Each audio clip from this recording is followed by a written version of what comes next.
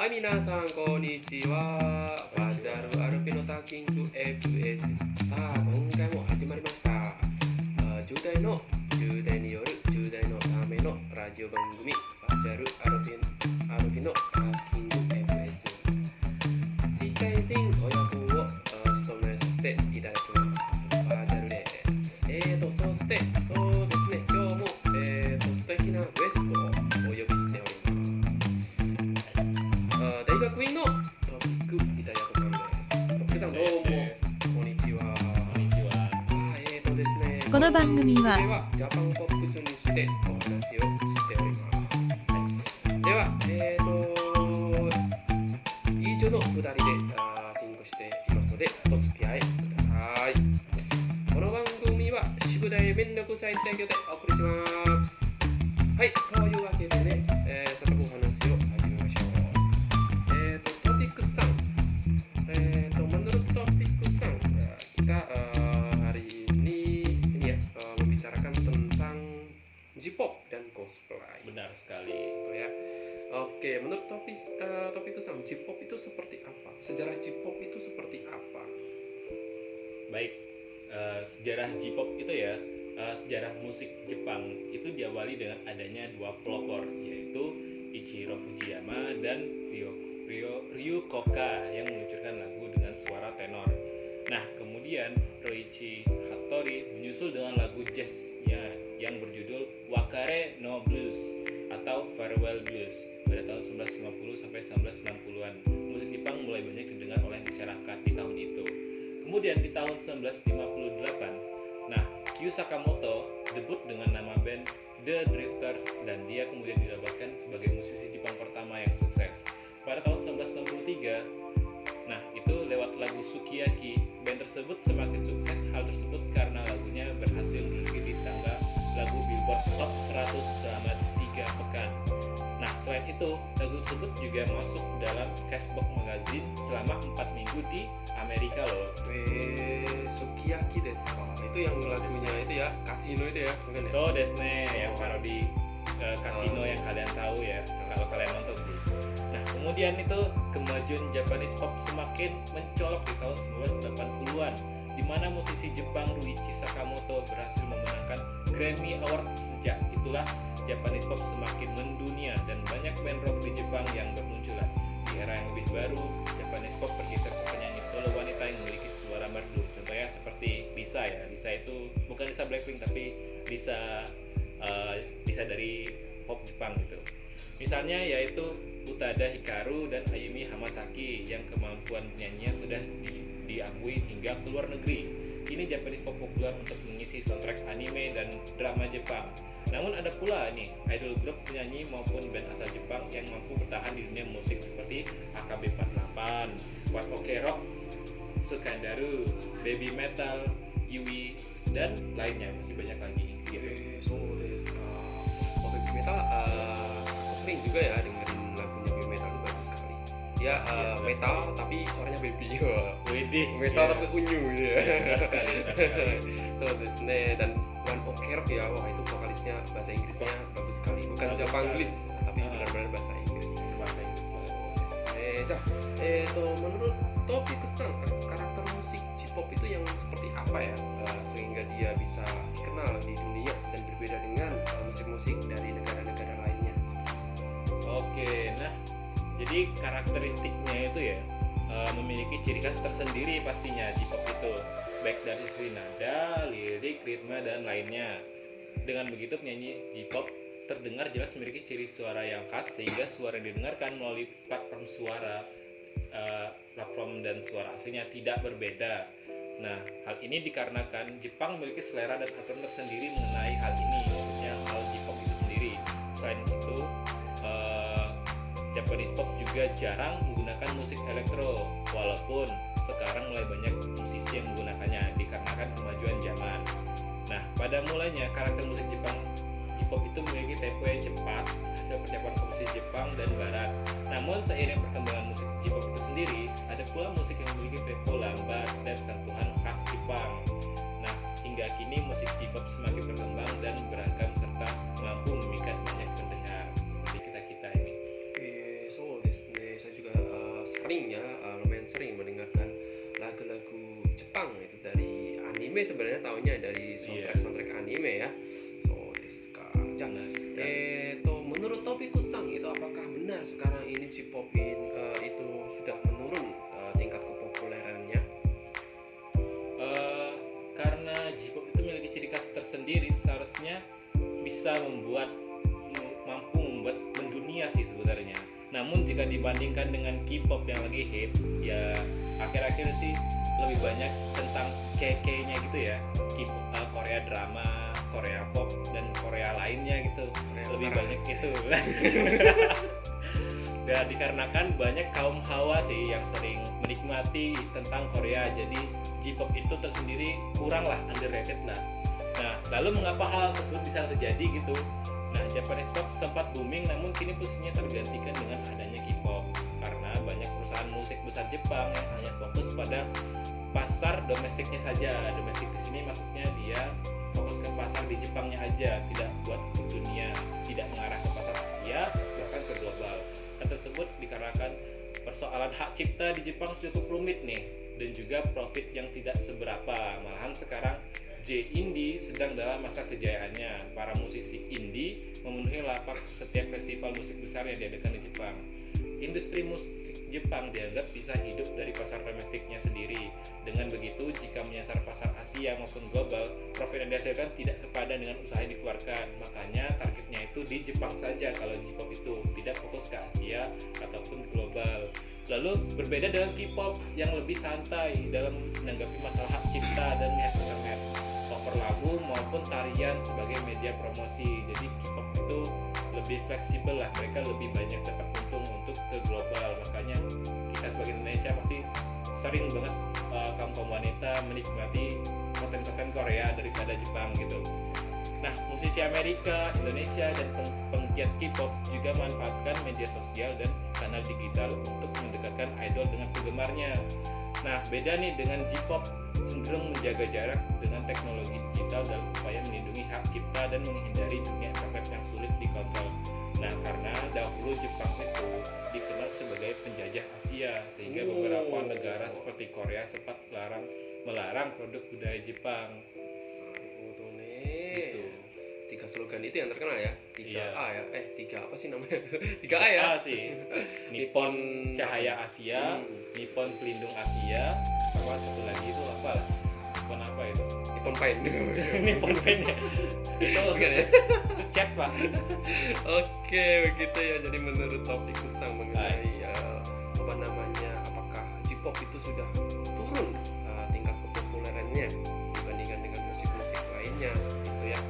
Oke, sekarang saya ingin bertanya mengenai beberapa artis mungkin ya. Menurut Topiku-san, artis Jepang yang melegenda itu kira-kira apa saja? Ada berapa mungkin? Bisa sebutkan 1, 2 atau 3 atau berapa gitu ya, menurut Topiku-san tentang J-pop ini.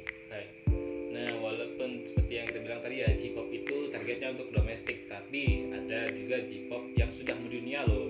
Nah, itu bukan berarti tidak ada artis J-pop yang mendunia. Ada banyak artis J-pop yang mampu dikenal di penjuru negeri, bahkan karyanya masih dinikmati. Contohnya itu ada Arashi. Grup idol asal Jepang ini begitu populer tidak hanya di Jepang saja, tetapi juga di luar negeri. Pasalnya, Arashi sudah mulai didebut dari tahun 1999 dan masih eksis hingga kini. Pada tahun awal kemunculannya, lagu Arashi mampu menjadi tema lagu Volleyball World Cup tahun 1999. Lagunya yang berjudul Love So Sweet juga mampu menduduki single terbaik di Jepang sepanjang tahun 2007. Cukup lama juga sih. Ya, awal-awal debut 1999 langsung lagunya dijadikan soundtrack Haikyuu ya. Iya, Haikyuu nih. Volleyball World Cup ya, Haikyuu. Benar, Oke, tahun 99. Oke, selanjutnya mungkin ada lagi yang disampaikan Topiku-san. Kemudian itu kita di sini ada 5 ya, yang tadi itu Arashi 1 ya. Nah, yang ini ada 2 nih. Yang kedua itu adalah AKBB 48. Kita tahu sendirilah kalau sudah soal 48 di Indonesia juga ada itu JKT 48, Jakarta 48 gitu kan. Kalau AKB sendiri, AKB-nya itu apa? Nah, untuk AKBP itu yaitu grup idol asal Jepang yang semua membernya adalah perempuan. Jelas lah ya, JKT48 juga perempuan. AKB 48 ciptakan oleh Yasushi Akimoto dan jumlah membernya hingga ratusan orang. Saya kira pertamanya 48 sih, ternyata ratusan. Oh, 48 480 kali ya. 480 orang ternyata. Iya, ini banyak ya. Lagu-lagunya mengisahkan kehidupan remaja yang cerita dan berwarna lah, sangat menghibur lah intinya. Dan spesialnya itu dikhususkan buat wota atau penggemar AKB 48 bisa datang ke teater dan menonton aksi idolnya secara langsung. Biasanya nih yang demen-demen kayak gini nih saudara kita Rasya ini biasanya. Oi Iya, oi ini. Ya, pakai stick ya, stick drum. Stick golok. Like stick Pak, namanya like stick. Jaya.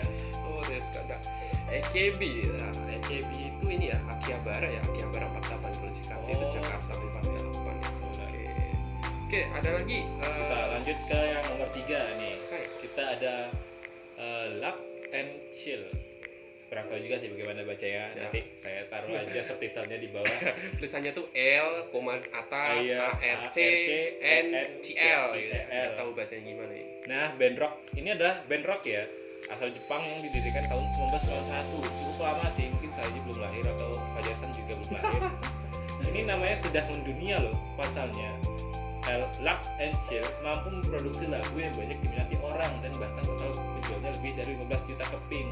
Mungkin buat yang lahiran 90-an mungkin kenal ya ini ya, 15 juta keping loh udah. Dan Lock and Chill yang beranggotakan 4 orang ini menjadi band pertama dari Jepang yang sukses tampil di Madison Square Garden, New York. Wah gila. Baik, lanjut aja.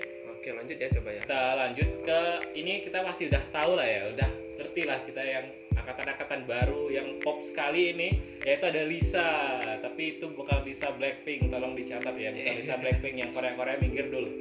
Ini Lisa Jepang. Pasti tau lah yang nonton SAO, yang nonton Angel Beat tuh tau lah pasti ini nih, bisa di opening dan ending nih. Penyanyi wanita solo yang bernama asli Risa Oribe memiliki suara khas yang mampu merebut hati para pendengarnya. Lagu-lagunya amat sukses dan dijadikan soundtrack anime dan film Jepang seperti Daybreak Illusion, Angel Beats maupun Sword Art Online atau yang sering kita kenal SAO. Sebelum sukses menjadi penyanyi solo, ternyata Lisa sebelumnya adalah vokalis dari band Chucky. Band Chucky ya. Chucky. Demi mendengar nama Chucky, Minasang pasti ini ya teringat dengan karakter hantu ya. Dari boneka hantu lah, boneka hantu so Disney kayak itu namanya siapa, Isabel siapa namanya? Isabel siapa? Siapa itu satunya Chucky itu yang boneka cewek? Enggak nonton soalnya. Enggak nonton, ya ampun, enggak tahu ya. Ya ampun. Itu Ya tidak udah. penting. Ya, Mari kita skip saja. Kita langsung ke yang terakhir nih. Lupakan Chucky ya. Iya. Dengan Lisa tadi yang mungkin kesurupan terus dia Iya. keluar dari Chucky terus bikin lagu sendiri. Ngawur Gitu ya. banget ceritanya. Oke, ada Kita lagi. lanjut lagi nih ke Gakuto, atau kalau serapannya itu Gak, tapi kalau orang Jepang tuh nyebutnya Gakuto, Kamui Gakuto namanya. Nah itu atau namanya Gak sudah terjun ke dunia hiburan Jepang sejak tahun 1994. Ini juga melegenda nih. Sebelumnya Gak merupakan anggota dari band visual Kei Malis Miser. Hingga kini Gak sudah mengeluarkan 8 album dan puluhan single. Karena suksesannya di dunia tarik suara, kini Gak melebarkan sayapnya menjadi aktor di Jepang. Ya berubah jadi aktor ya. Ya udah jadi aktor aja nih, upgrade sudah. Kelahiran J-pop, ya itu aja mungkin 5 artis J-pop yang melegenda yang saya ketahui gitu. Hai, so Disney. Kita sudah membahas J-pop. Sekarang kita mau bahas tentang cosplay. Bagaimana Japanese pop culture ini ya mempengaruhi gaya berpakaian dari masyarakat Jepang pada khususnya dan masyarakat dunia pada umumnya yang mengikuti budaya-budaya Jepang ya seperti itu. Hai, kita bahas tentang cosplay sekarang. Menurut Topikus Sang, nah sejarah cosplay itu seperti apa? Coba bisa diceritakan secara singkat nggak? Cosplay itu seperti apa? Oke. Apa itu cosplay itu sebenarnya?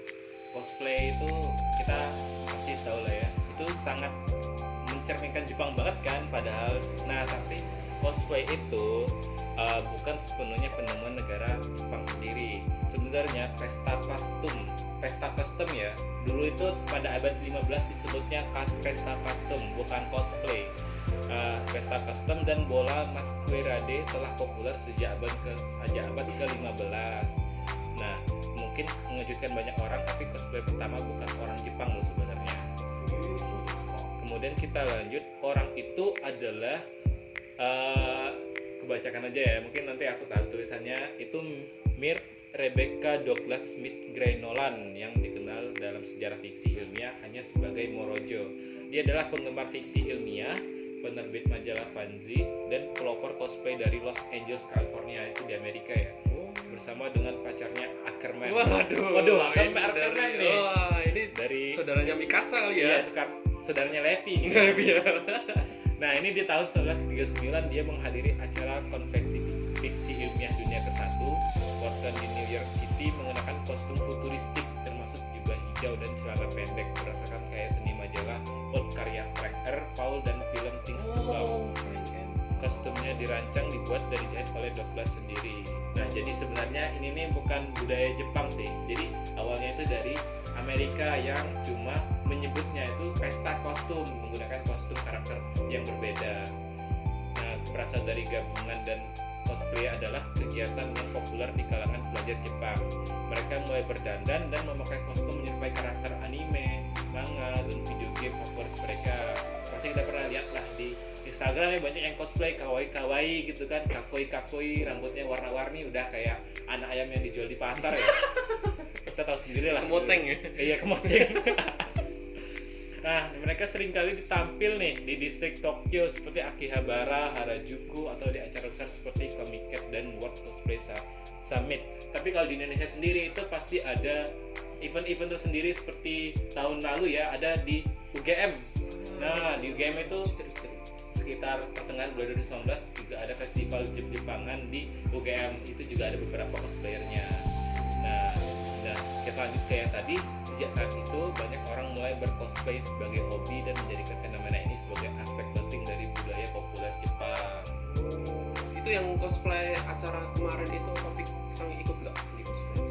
Kalau saya sendiri sebenarnya nggak ikut, tapi ada beberapa teman-teman kita yang ikut seperti Raja San itu dia ikut gitu, dan dia adalah saya lihat dari story-nya itu melihat cosplay abal-abal ya.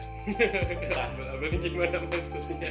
Ya setidaknya mirip-mirip lah, walaupun nggak terlalu mirip dan seniat acara-acara di Jepang, tapi lumayan lah yang di game itu.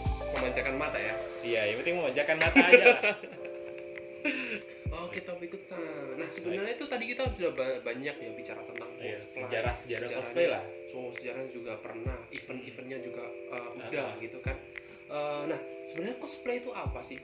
Karena di dalam kosakata mungkin bahasa Inggris gitu ya, atau di bahasa Jepang sendiri, itu kan cosplay itu tidak terdapat di kamus barangkali seperti itu. Iya. Cosplay itu sebenarnya apa sih? Nah, baik, definisinya ya, biar kita mengerti. Nah, cosplay itu adalah hal populer dengan dimana ribuan orang, gak nyampe ribuan juga bisa, itu berdandan menjadi karakter kesayangannya. Seperti misalnya karakter kesayanganku, kita langsung sudah ya, kesayangan itu Zero Two. Mungkin nanti ada cosplayer yang mendandan sebagai Zero Two. Karakter kesayangannya Fajar San siapa? Siapa ya? Shinchan barangkali ya? Nah, Shinchan. Bisa jadi ada anak kecil yang mengcosplay Shinchan gitu. Jadi ada orang yang mengcosplay buat menghibur kita yang punya karakter kesayangan. Nah, temanya itu sangat bervariasi, mulai dari yang sederhana hingga kostum yang sangat detail. Nah, ketika mengenakan kostum, para cosplayer sering berusaha untuk mengadopsi tingkah laku dan bahasa tubuh dari karakter yang mereka gambarkan. Seperti saya yang Zero Two tadi ya, itu karakternya sedikit lumayan tomboy dan dia tuh bukan feminim. Oh, dia cewek? Iya, Zero Two itu adalah cewek.